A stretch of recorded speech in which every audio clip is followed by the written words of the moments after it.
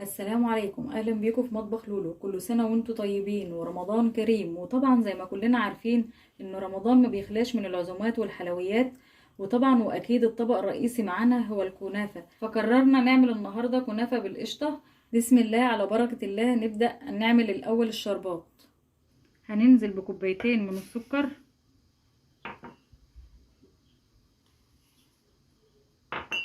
وننزل عليهم بكوبايه ونص من الميه. احنا عايزين يكون شربات الكنافه تقيل معانا. وزي ما عرفتكم وقلت لكم ان الميه تنزل من جانب الكسرولة كده علشان السكر ما يكونش في الجنوب ويسكر معانا. وبكده نرفعه على النار.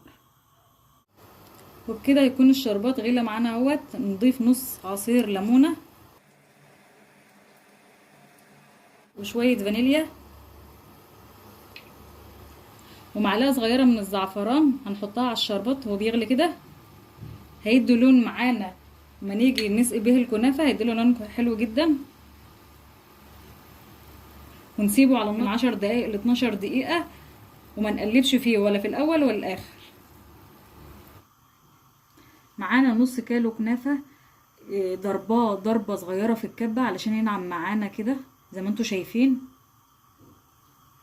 او اللي عنده كنافه متفرزه في الفريزر يطلعها ويهرها على طول، هتنفع معانا برضو. وبعدين نضيف 4 معالق من السكر البودره، كوبايه من السمنه السايحه. اللي عايزه مقرمشه شويه يحط سمنه، واللي عايزه طريه يحط زبده. بعدين نقلبها كويس لغايه ما الكنافه كلها تبقى واخده من السمنه والسكر. لازم تقلبوها كويس جدا جدا جدا.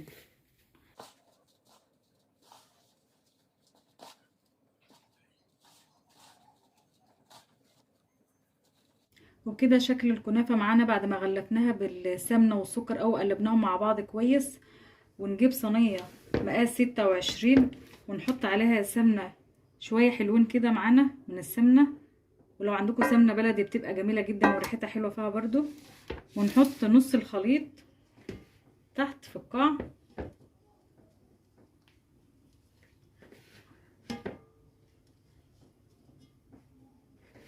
نحط نصهم بس.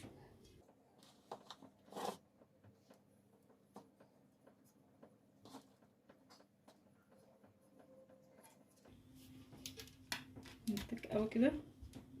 نعمل لها زي سور كده عشان ما نيجي نحط القشطة بتاعتنا ما تسحش على الجوانب وتتحرق.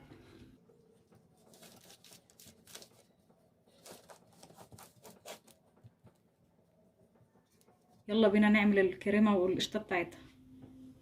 معانا 3 كوبايات من اللبن،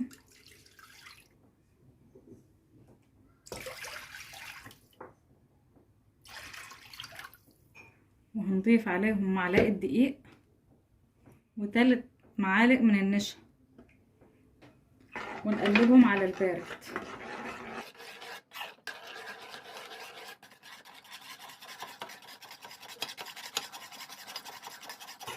لازم نقلبهم على البارد. لو اللبن سخن ونزلنا بهم على النشا هتكتل معانا.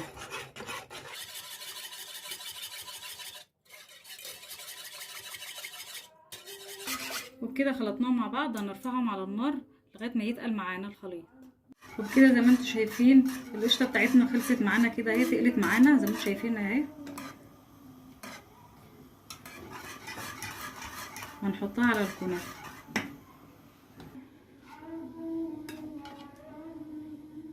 وهننزل بها على الكنافه وهي سخنه كده، ما تخافوش.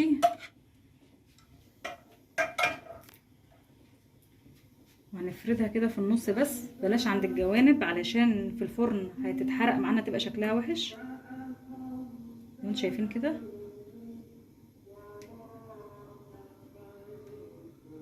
وهنسيبها تبرد 5 دقايق وبعدين نكمل. وبكده شكل الكنافه بعد ما القشطه بتاعتها بردت. نضيف الجزء التاني من الكنافه عليها.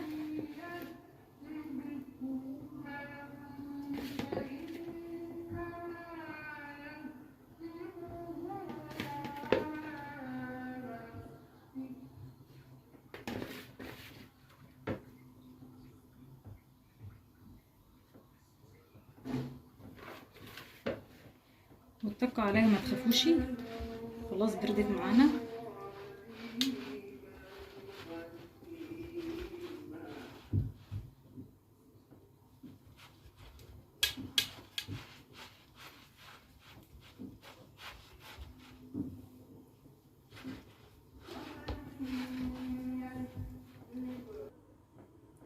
وبعدين نجيب معلقتين سمنه نحطهم على وش الكنافه كده.